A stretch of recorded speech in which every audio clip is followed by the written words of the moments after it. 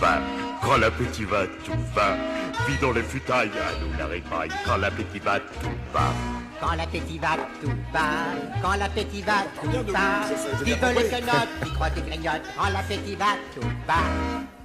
Bonjour Frédéric. Bon, Bonjour, l'appétit, ça va. Mais alors, Bah oui. si je veux emmener inviter Brigitte Fanny-Cohen au restaurant 250 ans en arrière, Oui. je ne peux pas, je ne sais pas où aller. Ah. Il n'y en a pas. Oui, absolument. Ou alors, c'est la naissance d'une seule adresse qui va commencer. C'est vrai que on avait envie d'évoquer ce thème parce que, vous savez, on nous pousse un petit peu à ressortir et c'est bien d'aller au spectacle, d'aller au restaurant. C'est l'occasion avec les fêtes peut-être. Et puis, du coup, je me suis penché sur ce calendrier un peu fou de notre histoire et je me suis aperçu qu'effectivement, il faut remonter à 250 ans pour trouver le premier restaurant français. Alors, il existe dans le monde un restaurant encore plus ancien qui se trouve à Madrid, qui est assez étonnant, qui est encore aujourd'hui en activité. Il date de 1725. Mais le premier restaurant français, c'était il y a 250 ans, en 1765, du côté du Louvre. Il faut dire qu'avant, il existait des lieux pour manger, évidemment. Des auberges. Oui, des auberges, des tavernes. Des tavernes. Alors, il y avait d'abord l'auberge, effectivement, vous savez, avec le fameux slogan « Qui dort, dîne ». Alors, c'était en fait, il fallait y dormir, c'est-à-dire prendre une chambre pour avoir le droit de manger. C'était pas qui va dormir aura mangé par la même occasion. Non, il fallait bien prendre une chambre et alors à cette occasion vous y aviez le droit de dîner. Donc ça c'était l'auberge. Puis il va y avoir la taverne. Alors la taverne c'est là où on vous sert à boire. Surtout il y a un pichet et puis vous allez vous chercher un verre. Vous voulez voir comment ça se passe? Regardez en image. C'est très clair, c'est très simple. Et c'est tout de suite compréhensible, parce qu'on va voir justement une de ces auberges. Voilà l'auberge typique. Alors vous avez la table sans rien, vous avez les hommes armés, il y en a un qui roupille, il y a au premier plan, il est encore armé, et vous avez le pot en étain sur la table, et puis vous allez chercher un verre, vous allez comme ça vous servir. Alors c'était pas des verres en verre, là il y en a un, mais c'était surtout des verres en étain, évidemment. Puis très vite, ces tables vont s'organiser.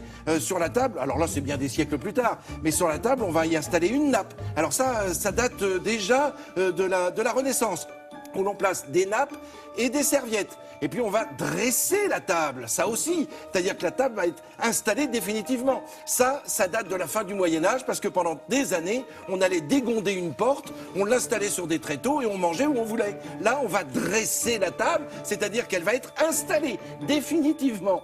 Et puis alors très vite, le service à table avec les verres qui vont être positionnés, alors que pendant longtemps, n'oublions pas que sous le règne de Louis XIV par exemple, les verres n'étaient pas installés à table. Il fallait appeler quelqu'un qui arrivait avec un verre et la boisson qui vous remplissait le verre pour suivant votre envie de boire. Et puis on ne buvait surtout pas d'eau claire, on buvait de l'eau mélangée à du vin. Et puis très vite le service va s'installer. Alors là le service superbe dans les grands restaurants évidemment, avec les couverts qui sont placés. Ça aussi, le couvert, c'est à l'origine on couvrait les plats parce qu'on avait peur d'être empoisonné. Donc on couvrait les plats. Puis petit à petit, on va installer ce couvert sur la table. Et puis les chefs vont bien sûr commencer à s'installer dans nos grands restaurants. Les chefs, ils existent depuis longtemps. Si vous voulez, la Révolution, voilà Hélène Darroze, extraordinaire. À la Révolution, au moment de la Révolution, les familles nobles soit partaient en exil, soit étaient exécutées, passées à la guillotine.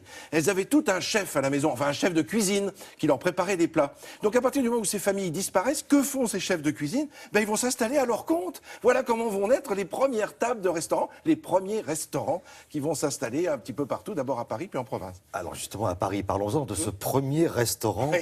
Où est-il à Paris et qui s'en occupe? Alors, rue des Poulies, le type s'appelle Monsieur Boulanger et on est à 2 pas du Louvre. Et puis, il propose des bouillons. Alors, des bouillons, mais alors il met un peu plus que de l'eau et des légumes, il met de la viande. Mais le but, c'est vous redonner des forces. Vous savez, qui est-ce qui vient dans ce lieu? Ce sont les cochers, ce sont les hommes de peine, ce sont les hommes qui ont un métier difficile. Donc, ce qu'on veut, c'est leur redonner des forces, les restaurer leurs forces. Voilà pourquoi on va appeler ça un restaurant. Le restaurant vous restaure pour vous donner de la force pour le reste de la journée.